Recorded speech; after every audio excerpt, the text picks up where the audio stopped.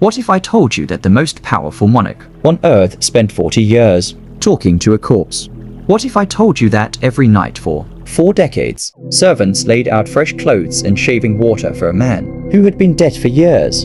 And what if I told you that the entire British Empire nearly collapsed, not because of war or famine, but because one woman could not let go of her husband? This is the story of Queen Victoria and the darkness that consumed her.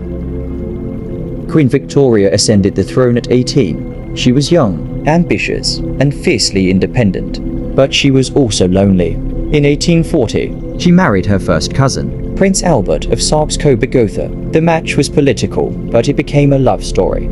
Albert was a man of intellect and duty. He advised Victoria on every matter of state. He reorganized the royal finances. He planned the Great Exhibition of 1851. He worked relentlessly, often 16 hours a day. Victoria relied on him completely. She confessed, "I should have been lost without him." On December 14, 1861, Prince Albert died. He was 42 years old. The official cause was typhoid fever, though some historians now believe he may have died of Crohn's disease.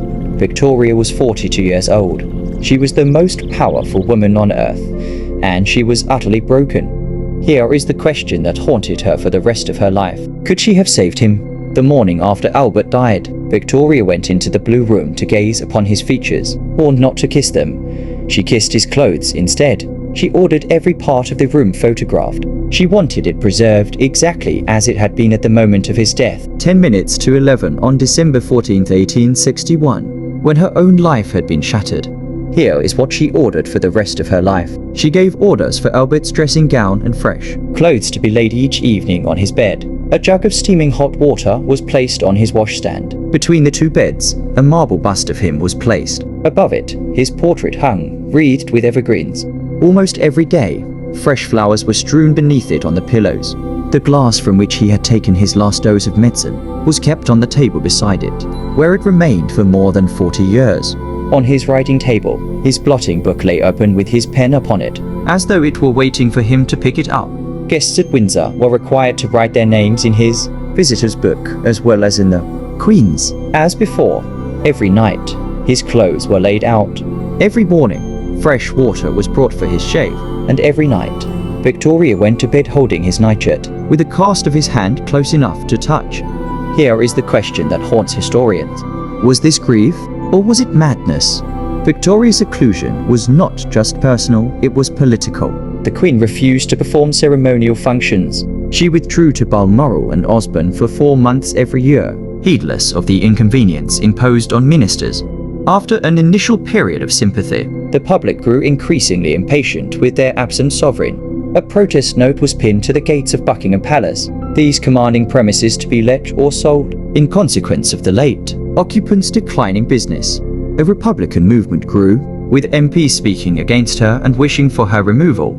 Here is the secret Victoria's subjects never knew. Victoria's grief was not just emotional. She blamed her son, the Prince of Wales, for her husband's death. Albert had gone to Cambridge to confront Bertie about an indiscretion and returned ill. Victoria never forgave him. She also felt her position as a strong woman had been a facade. Following the conventions of the time, she had let Albert appear to be in charge, yet never let the reins of power fall from her own hands. After his death, she discovered, much to her surprise, that she had been the stronger one all along. John Brown was a servant in the royal household. He was no nobleman. He was a Scottish Highlander, rough and informal in his manners, drank frequently and had a thick Scottish accent. But he became Victoria's closest confidant. Victoria's relationship with Brown was so close that the British public began calling her Mrs. Brown. Her children resented the intimacy, but Brown was the one who finally pulled her out of seclusion. In 1872, more than a decade after Albert's death, Queen Victoria finally re-emerged. The catalyst was near disaster. Her son Bertie fell dangerously ill with typhoid fever. Victoria was so fearful her son would die. Her distress forced her back to duty. A service of thanksgiving at St. Paul's celebrated his recovery, and the Queen appeared in public. 2 days later, a failed assassination attempt actually increased her popularity. But here is the question that no one asked. Had Victoria's grief been a psychological breakdown? A 1987 psychiatric study analyzed her condition. The diagnosis: An intense, prolonged, normal human grief colored by a romantic and histrionic personal style.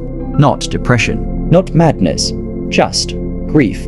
Queen Victoria died on January 22, 1901. She was 81 years old. She had reigned for 63 years, the longest in English history at the time. She was buried beside Prince Albert in the mausoleum at Frogmore.